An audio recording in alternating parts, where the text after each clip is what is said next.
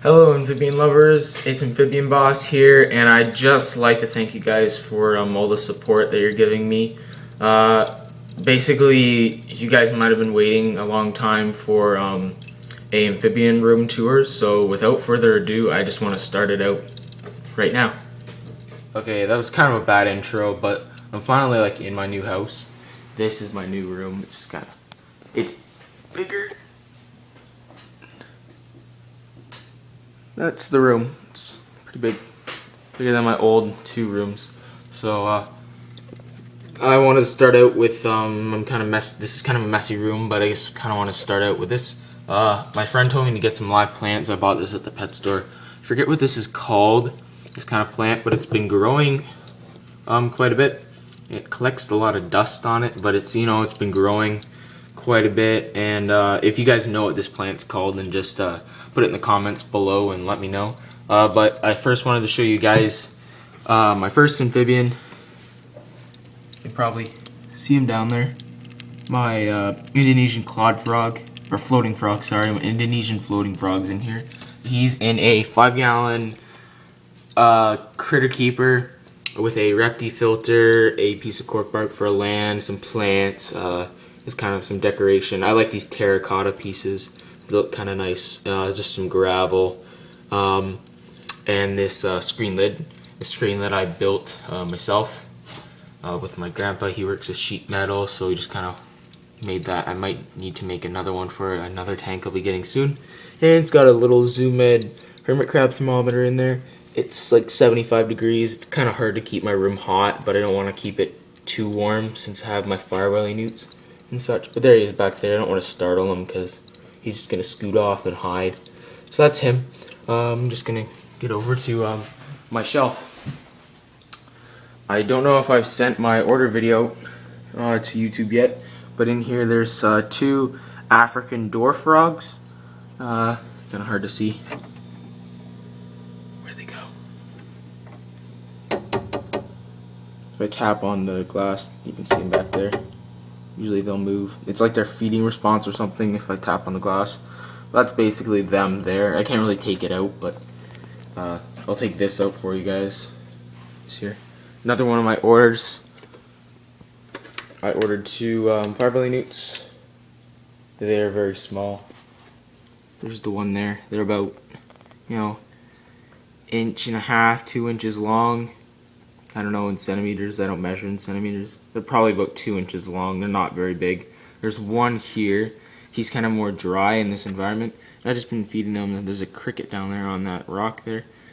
I've been feeding them crickets, and I prepared some frozen thaw bloodworms this morning and fed it to them with tweezers, and they enjoyed that. If you haven't seen my amphibian or my fire-welly newt discussion, there's the frog there staring right at you. I have 2 of them in there, and it's 68. It's kind of cold. It's kind of cold in my room for all these things. I'll be getting a bigger tank for these guys too, so I'm gonna get a heater and stuff for them. Then it'll be a little bit warmer. But if you haven't seen my fire-welly newt discussion yet, I've talked about how people they send out the fire-belly newts when they're way too young, and that's basically with these guys. They're a little bit too small, and they were really skinny when I got them just yesterday or 2 days ago. 2 days ago. Here's another one. He's gotten a little bit fatter. He's nice, and he was wet, and the other one was dry, so I put him in this wet environment. He hasn't gotten in the water yet, so if he doesn't go in the water anytime soon, I will just empty this out and put him in the tank with the other newt. These are just solitary confinement areas, so they don't have to go with my adult newt. I will just leave that there. Next up is my tree frog tank. I don't have any tree frogs in here right now. It's just basically this tank. I'm just gonna get a spray bottle to spray it. I got this new spray bottle. It's like a horse spray bottle, and it's a utility spray bottle, and it works really good. Better than my old leaky, crappy spray bottle. But basically, this is on YouTube on my channel, so you guys can check this video out how I set it up. I might put it in the link in the description below. This is basically it. My tree frogs unfortunately passed away, and I ordered 2 more for next week. They should be in next Thursday. I didn't want to wait any longer for you guys because you guys have been waiting way too long to get a new amphibian room tour.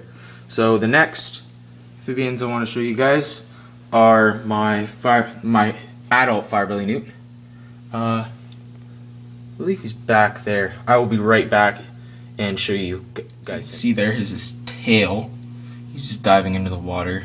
I will do a setup video and care video on these guys soon once I get all 3 of them in there, and you can kind of see his belly back there diving into the water. He's in my old amphibian tour video if you guys want to check out better views of him in his terrestrial environment. He is doing great in this environment. He likes it a lot, and I just been feeding him bloodworms, but most of the time the bloodworms just get kicked around if there's any current or water splashing, and then the snails just pick it up. But I will do a setup video and stuff, and if you want to check them out, that's on my January 2nd amphibian room tour. And I guess last but not least, my favorites, my fire-belly toads. I will try and bring these guys out for you. So you can see there is his tail. He's just diving into the water.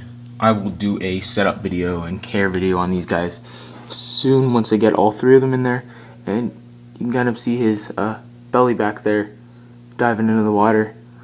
He's in my old amphibian tour video if you guys want to check out better views of him in his terrestrial environment. He is doing great in this environment. He likes it a lot, and I just been feeding him bloodworms, but most of the time the bloodworms just get kicked around if there's any current or water splashing, and then the snails just pick it up. But I will do a setup video and stuff, and if you want to check them out, that's on my January 2nd amphibian room tour. And I guess last but not least, my favorites, my fire-belly toads.